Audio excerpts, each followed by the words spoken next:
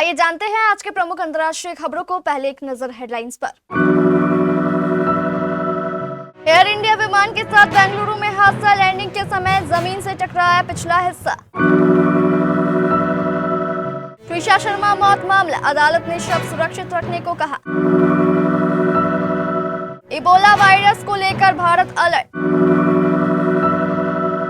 Trump और Putin दोनों को ही चीन की जरूरत क्यों? ट्रंप और पुतिन के बाद पाकिस्तान के पीएम शहबाज शरीफ करेंगे चीन का दौरा। एंड्रयू माउंटबेटन विल्सन की नियुक्ति से जुड़ी फाइलें सार्वजनिक। चीन बोला अमेरिका क्यूबा के खिलाफ कानूनी कार्रवाई और पाबंदियां लगाना बंद करे। इंडोनेशिया सरकार ने लिया पाम ऑयल पर बड़ा फैसला। गुनाहों के सर्कस में बंदर बने बॉबी देओल, 5 जून को थिएटर्स में होगा तमाशा। और पाकिस्तान में बजा वैभव सूर्यवंशी का डंका, दिग्गजों ने दिया नया नाम।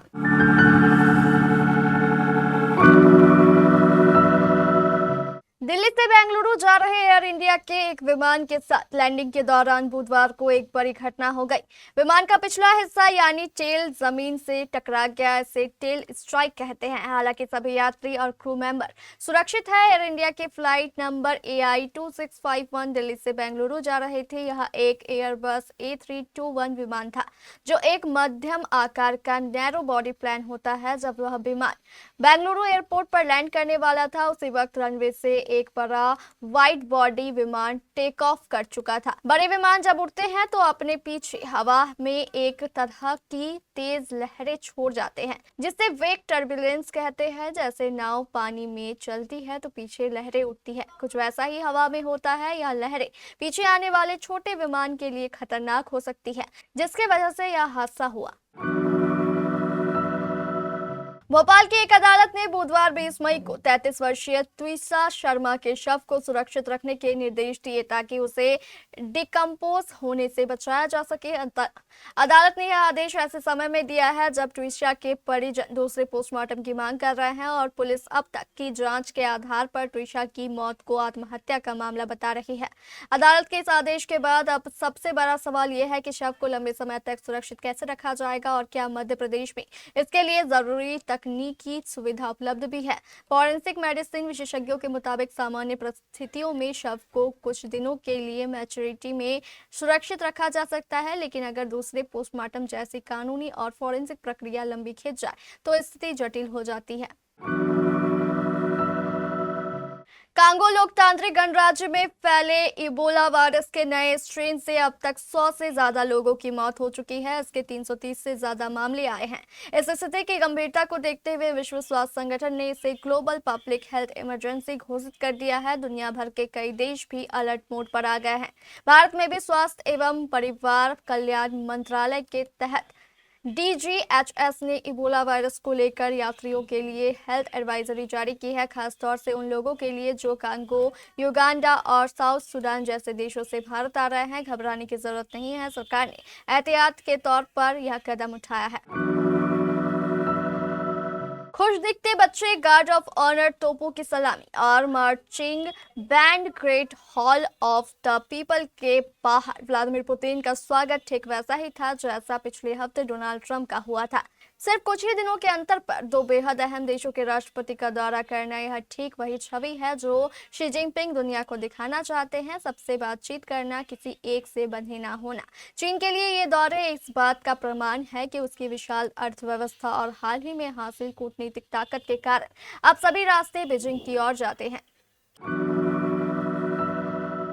पाकिस्तान के प्रधानमंत्री शहबाज शरीफ 23 मई से 26 मई तक चीन की यात्रा करेंगे। इस दौरान वह चीन के राष्ट्रपति शी जिनपिंग और प्रधानमंत्री ली कियांग से मुलाकात करेंगे। चीनी विदेश मंत्रालय के प्रवक्ता गु जियाकुंग ने गुरुवार को राजधानी बीजिंग में मीडिया ब्रीफिंग के दौरान बताया कि प्रधानमंत्री शहबाज शरीफ चीन के पीएम ली कियांग के न्योते पर चीन आ रहे हैं। प्रवक्ता गु ने कहा कि शरीफ की यह यात्रा दोनों देशों के बीच होने वाली एक अहम बैठक होगी। उन्होंने कहा कि दोनों पक्ष प्रमुख अंतर्राष्ट्रीय और क्षेत्रीय मुद्दों पर करीबी संवाद और समन्वय बनाए हुए हैं, अपने साझा हितों की प्रभावी ढंग से रक्षा कर रहे हैं और क्षेत्रीय शांति, स्थिरता तथा विकास को बढ़ावा दे रहे हैं। साल 2001 में एंड्रयू माउंटबेटन विल्सन की ट्रेड एनवाई के रूप में नियुक्ति से जुड़ी फाइलें जारी कर दी गई है। साल 2000 में लिखे गए एक मेमो के अनुसार क्वीन एलिजाबेथ II की इच्छा थी कि माउंटबेटन विंडसर यह भूमिका संभाले। वो उस समय प्रिंस एंड्रयू थे। ब्रिटिश ट्रेड इंटरनेशनल के तत्कालीन मुख्य कार्यकारी अधिकारी सर डेविड राइट ने तत्कालीन विदेश सचिव रॉबिन कुक को लिखे गए एक नोट में कहा था कि महारानी अपने बेटे को राष्ट्रीय हितों को बढ़ावा देने में एक प्रमुख भूमिका दिए जाने को लेकर बहुत खुश थी।